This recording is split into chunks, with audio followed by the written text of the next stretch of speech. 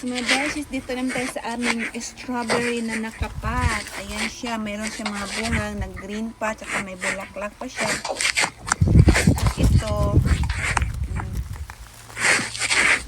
So, harvestin na natin itong hinog. O, may hinog na siya. Ayan siya. Tapos ito, hinog bago. Meron na nga kagat.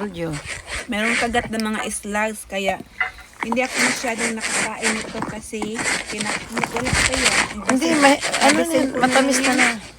Kasi maunahan tayo ng mga slugs, mga beshies. Kaya, harvestin na natin. Ayan lang. So, hintayin na naman natin itong Ito pa sa likod. Asan? Ay, ito pa.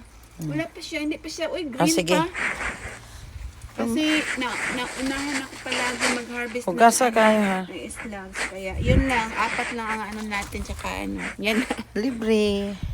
Libre. Nakalibre ng prutas. So,